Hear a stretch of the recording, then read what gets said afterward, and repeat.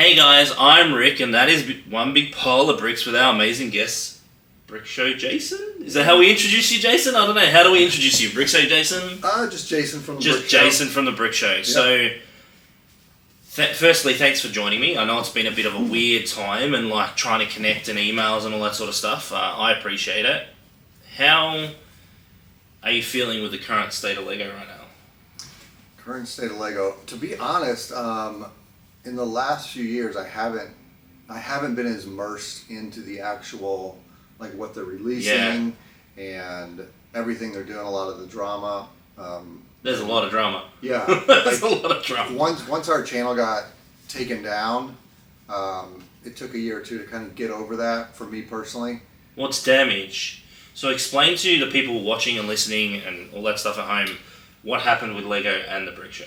Yeah, so it was in 2017, 2018, somewhere in there. We got 3 copyright strikes on our channel, and it got taken down. Well, we tried to get it, those strikes to get released. Yeah. So we just one of them, and would not happen. Lego are the kind of company, once you upset them, it's hard to like... Yeah, it was frustrating because, we just wanted kind of like an open dialogue of like, what is it that we did wrong? We understand there was one thing that we knew, and kind of behind the scenes, we had an employee who was doing all the stuff. So our channel wasn't crushing it like it had been in like 2014, 15, 16. Well, you guys are like the founding fathers of Lego YouTube. Like you and your brother, like... Yeah. It's going to make you feel really old, and I don't mean to make you feel old, but I remember watching you when I was a kid. Yeah. I feel like we were the ones that kind of made it acceptable for adults to turn on a camera, talk about Lego, do reviews. There was a lot of kids doing it then. Yeah. The quality was not so good. And so we felt like we were the pioneers of like showing our faces and talking to the camera and having a interactive experience and that whole thing. And it went well for a while, and then over time, as with anything really, who's watching the same shows they watched 15 years ago, right? It started to trickle off a bit, and so we had another employee do a lot of the news segments, and he was told not to post copyrighted stuff. There was definitely a blatant one that was posted without our knowledge. Oh, and that's danger zone. Yeah, and then there were 2 that were, I don't know. I mean, we all know how frustrating it is. There were the other 2 videos, they were all news segments, and these were images that were on Instagram, they were on eBay. They're already out in the wild. Being shared on message boards, but when you put them in a YouTube video, it can be, it's different, I guess. So that's what happened, and we got a little bit of an exchange from Lego, and then it was just a ghost after that. So when you first found out that your channel was done, what's that feeling like? Is it like a death in the family kind of feeling? It was. It was weird because a lot of it, like even now, there's times where we still try to get it back, not because we want to like start it up again, but mostly because that was 10 years of our life of content. Our kids were in these videos. Because it all went, right? Everything's gone, and that's like... For the most part, like we did have archives of probably 30% of the videos. Wow. Some of them we re-uploaded to another channel, but there was a lot with our kids and memories and stuff like that we can't get back. And that's the sad part. I think I'm going to say something, and it's not against Lego, our opinions reflect our opinions, not of the Lego group, so there's no backlash later, right? I think it's hard that when a big company, no matter it is Walmart, Amazon, whoever the big company is, strikes you for something, and you miss 10 years of your personal life. Yeah. Because everything was personally recorded. As you said, you've got your kids, your family, everything that you're doing. That's a big chunk that you're missing now. Yeah. Yeah, and just from like a career perspective is a lot of time that we put in. Yeah. And now it's just gone, right? It's gone for good. And so that's rough. It was tough because the employee, he was a young kid. He he kind of got caught up in the hype of views and likes. Views, and being famous, all that sort of stuff. He kind of got caught up in that. But then as soon as it happened, he quit, and then he worked for a competitor. So that was very frustrating. I won't let you air his name because I don't think that's right, because I don't want, backlash later, but I can understand that would piss you off. Yeah. And that, especially, he's jumped ship automatically Yeah. when he's responsible for taking the ship down. Yeah. He's the one who steered it into the iceberg, effectively. For the most part, yeah. Yeah. I mean, the mistake I made is giving him access to upload videos. And and not overseeing his videos. So I take responsibility. Ultimately, it's my fault because it's my channel. It's our channel, and we lead. And but that's. It is what it is now, right? Because it's been so much time, obviously now. But to be honest, like, I was burnt out. Like at that point, I wasn't doing any product reviews. I wasn't really making a lot of content. I was working on some other things that where the company was moving. Yeah. And so I was burnt out with the, and it's easy to get burnt out because you buy a set for say $60, you upload it, you build it, you do all this stuff, which could take a half day to a day, depending on the size of the set, and then you upload it, and really this also coincided with the whole thing that went on with YouTube where I think it was PewDiePie. He said a bunch of stuff. And then he said all the racist stuff, was it done? Yeah. And then the brands were like, "Hey, is our ad playing in these videos?" Yeah. And then for a few years, the earnings were way down, right? Because all of the money came out. Because everyone was like, "Hey, we need to pull all this money that we're spending on YouTube because we got to see what videos is our stuff showing in." And so the kid videos, those content creators, they really took a hit. Wow. Financially.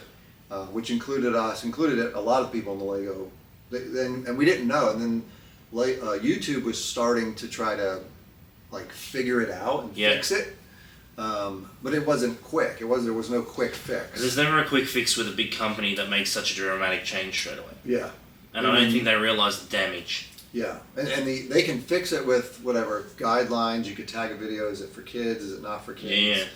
But that doesn't mean the money immediately comes back. That it takes ages, for it to sort of filter back through. Those people to trust again. So I was burnt out. The money wasn't there for us. Yeah. And we were doing something else that was just more worth our time. You don't have to answer this, but I'm always curious. So we don't make money off YouTube. Obviously, we're a small channel, podcasts or whatever, but our sole business is obviously the Lego product. Was it enough to live off with the 400,000 subscribers? You don't have to tell me monetary value. For those few years it was.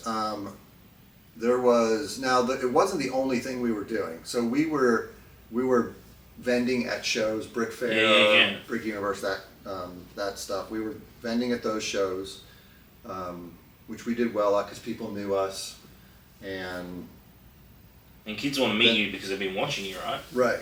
And then the YouTube stuff. I mean, I think the best month we ever had on YouTube was we did 16K.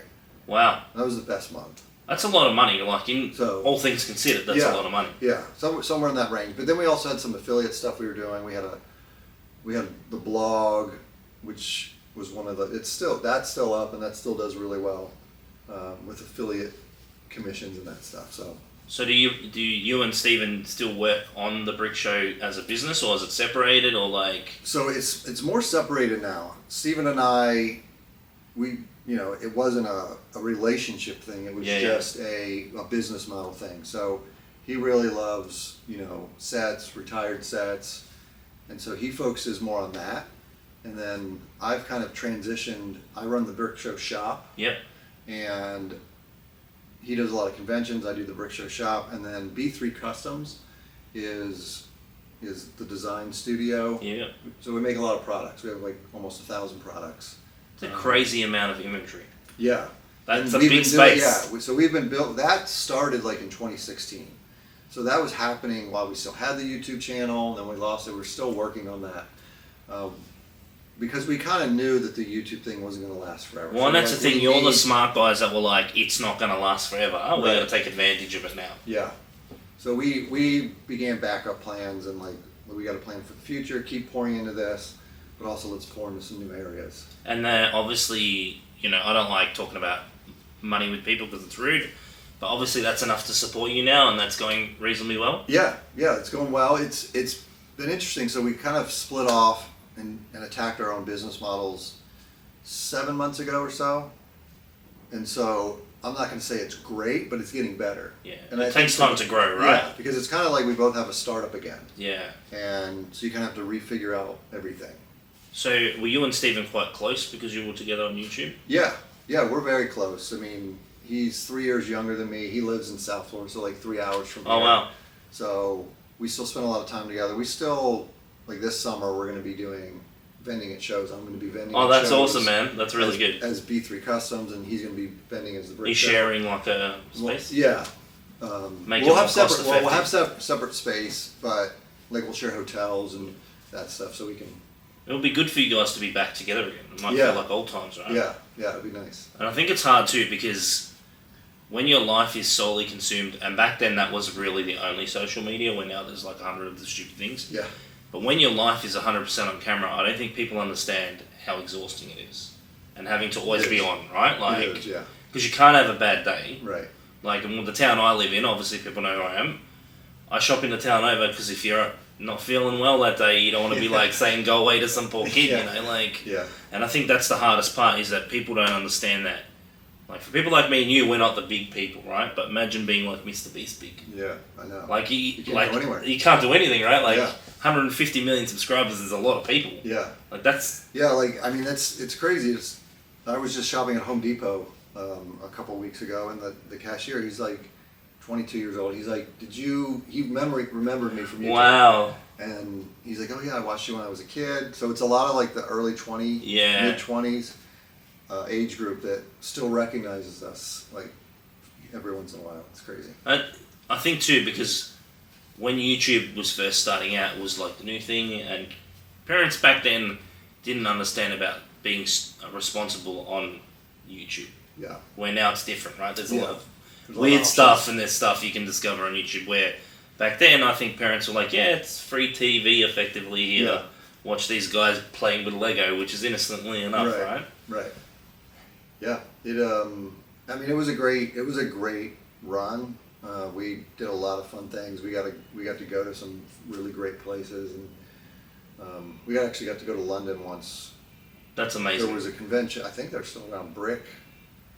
Was there a Brick convention? Like, I think it was just called Brick. It's one of those sort of ones. Like, there's so many now, I can't keep track. Even back at home, there's like 20 different shows. It was they paid all of our expenses to come out there, and we like emceed the stage. What an amazing experience! It was, and we had never been to England, and so that was so fun.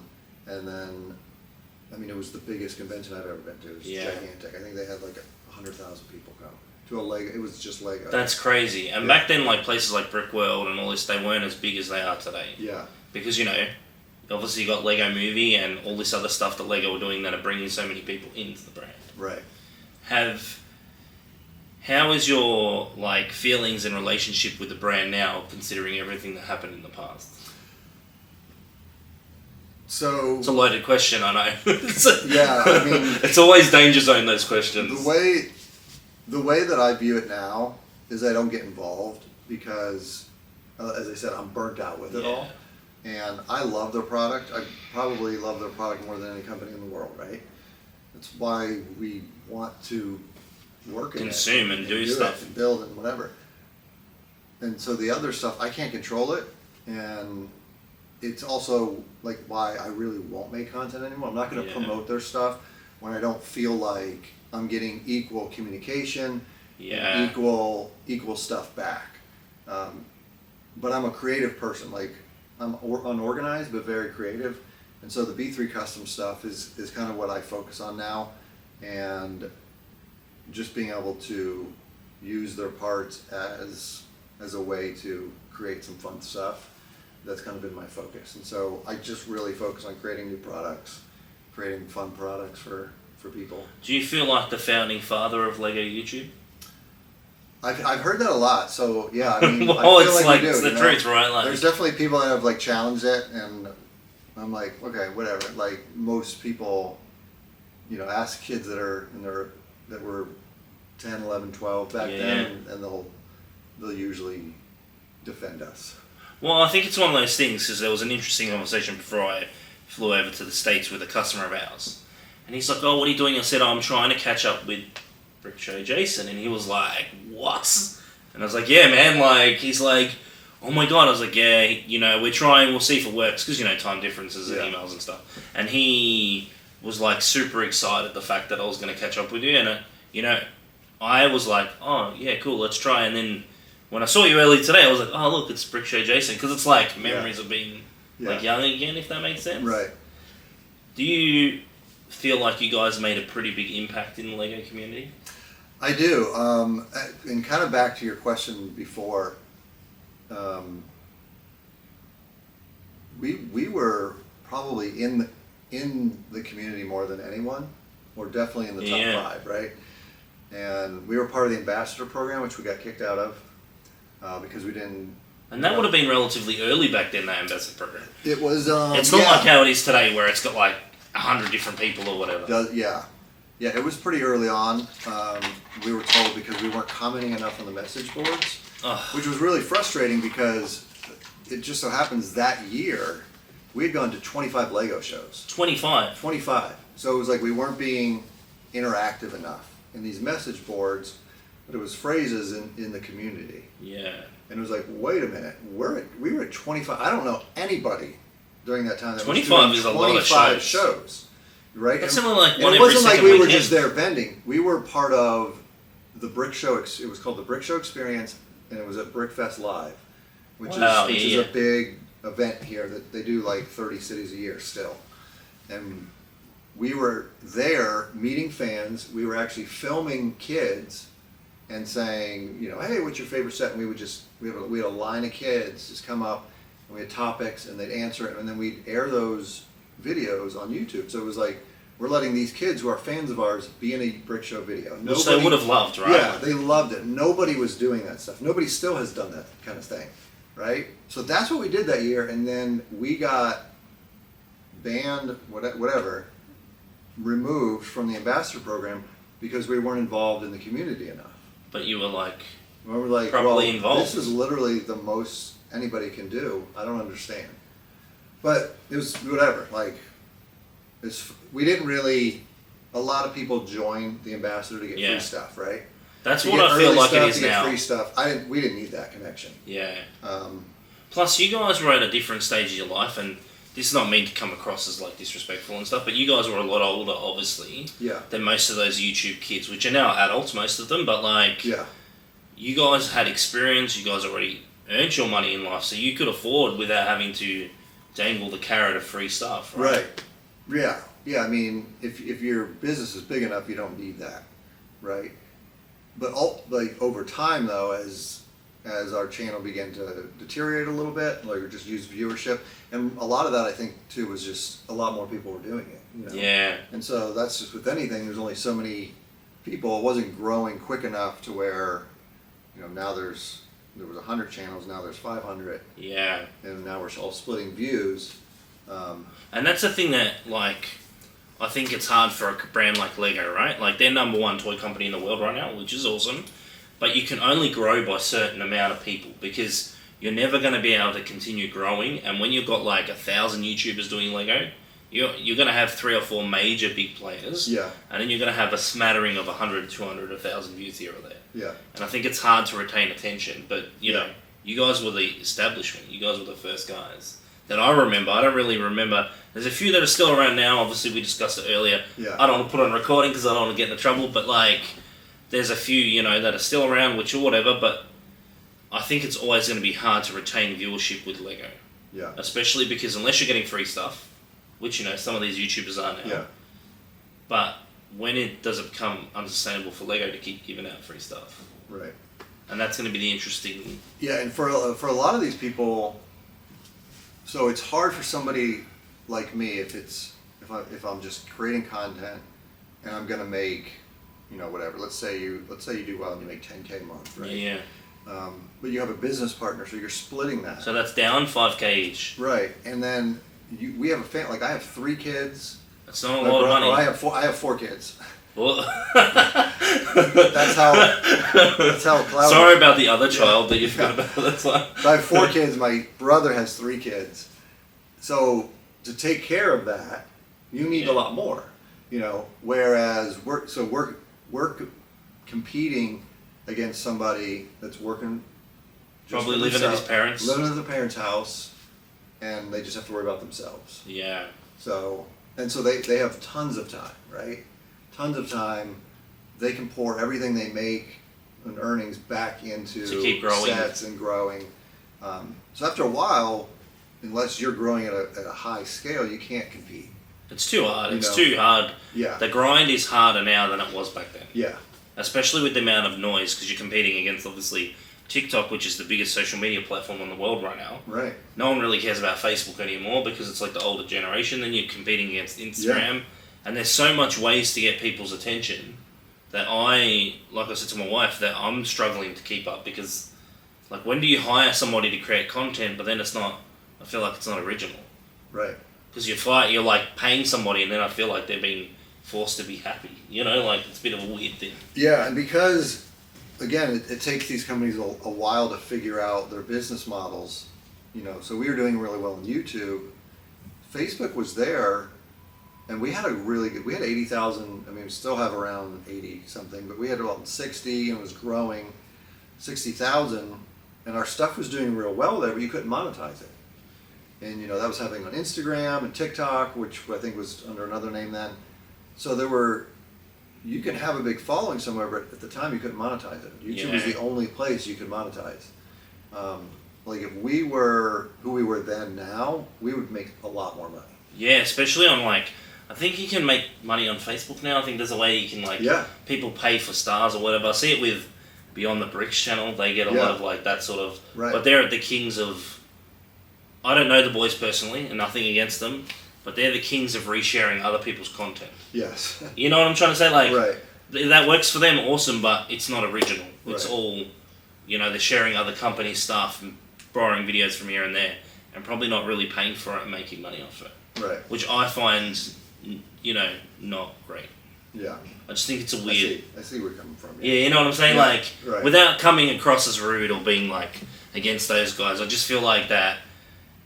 It's so easy to reshare content without putting effort in it, and I think that's a dangerous game to play. Yeah, it's a tough conversation because on the other side, I think they bring attention to stuff people have built that they never would have gotten. And a lot of times these people don't care. They're like, I don't care about the money. I just want people to see what I built. And so they give those people that opportunity. And maybe there is a monetary, thing that happens. Yeah. To use their content. Those boys, were they around when you guys started? So it's funny, one of them, Josh, he actually he was young, he was I want to say maybe 13 or 14, and he had made something and he wanted to show it off. So I'm like, hey, yeah, why don't you film yourself doing a review of what you built, and then we'll put it on there.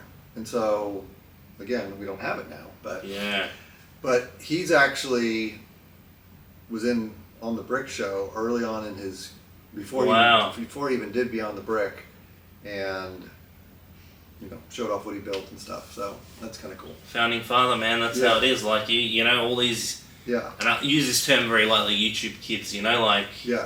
How do you feel sitting back and noticing some of these guys that you did that were working for you or being on your channel being as big as they are now?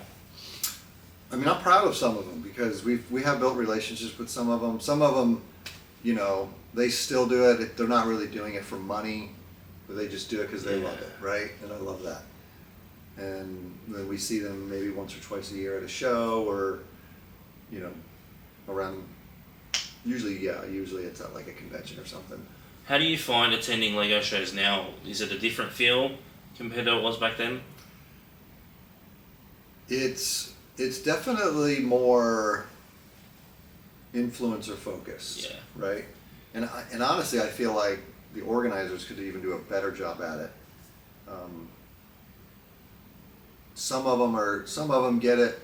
You see a lot of Lego Masters, contestants at the shows and stuff like that. But like when we were doing it, there was really no organizers other than Brickfest Live that kind of got that concept of like, look, if we pay for this guy to come here and sit in a chair, a lot more people are going to come to my event.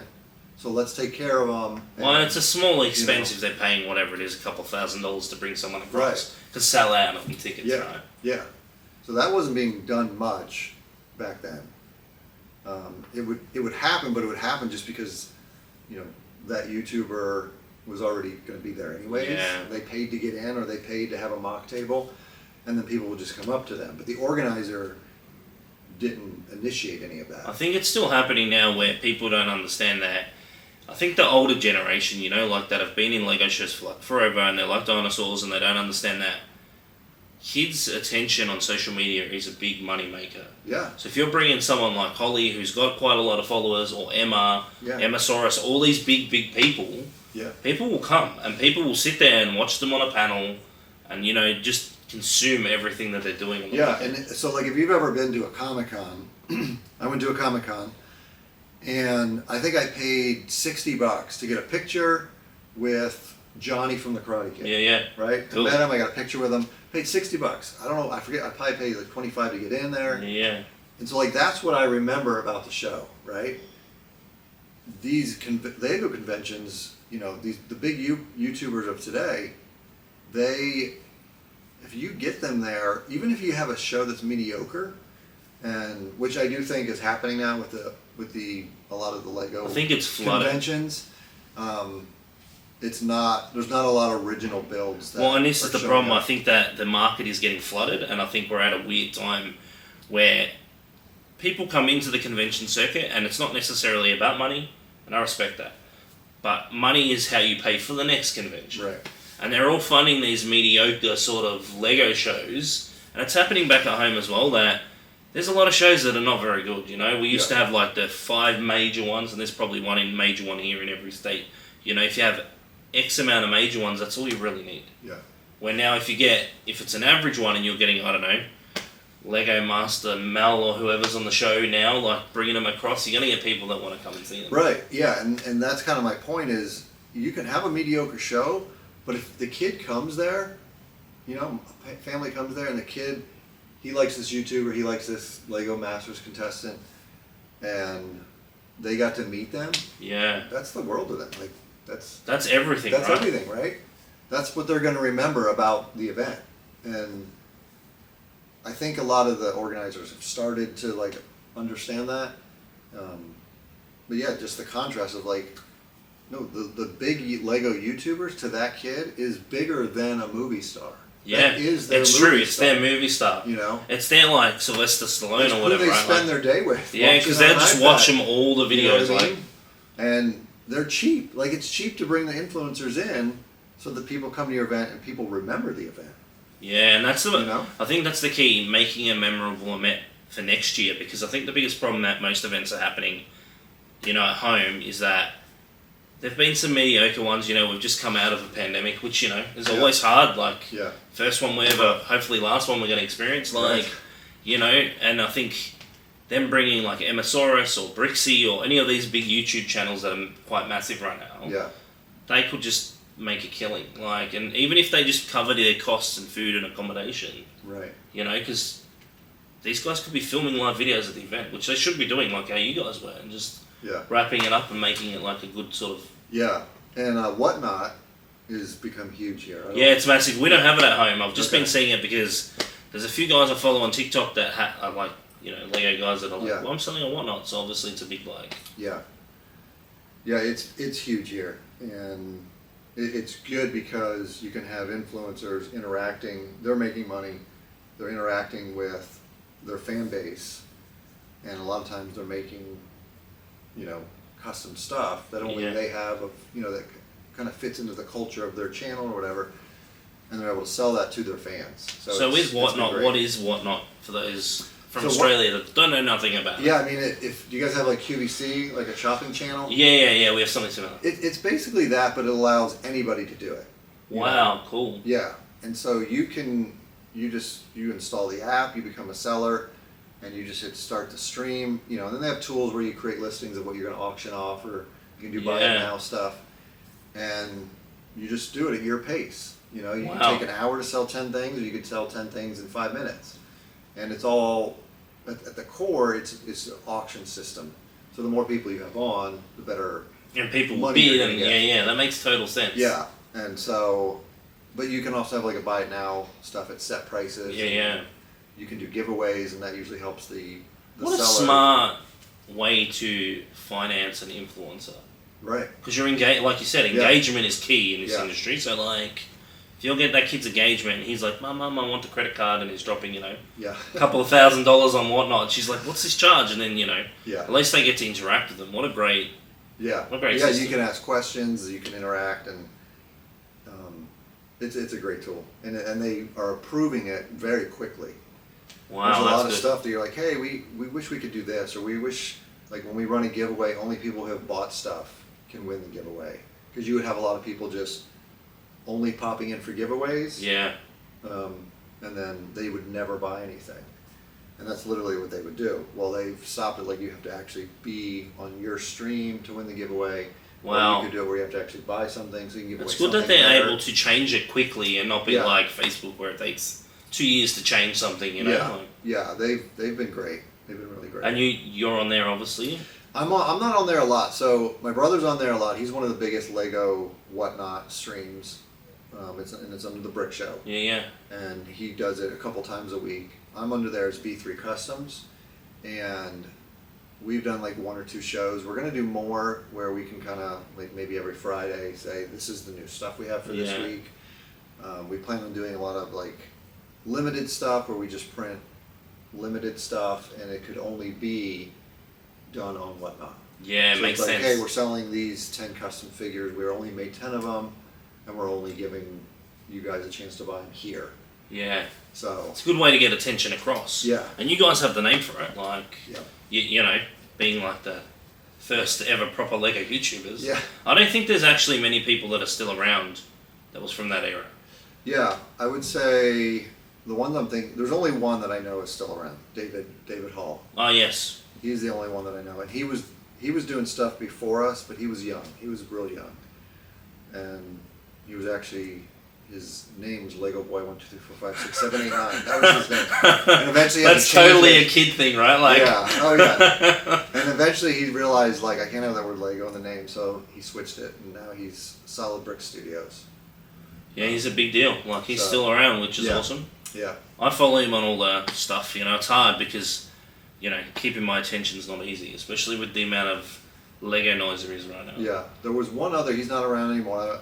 I haven't heard of anything that he's doing since. There was one called Night Shroud 99.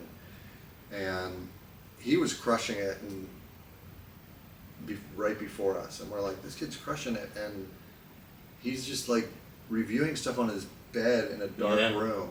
And just filming and... Right. And we're like, let's like up the quality. Yeah. And talk and show our face. Nobody wanted to show their face. Like, that was a big deal.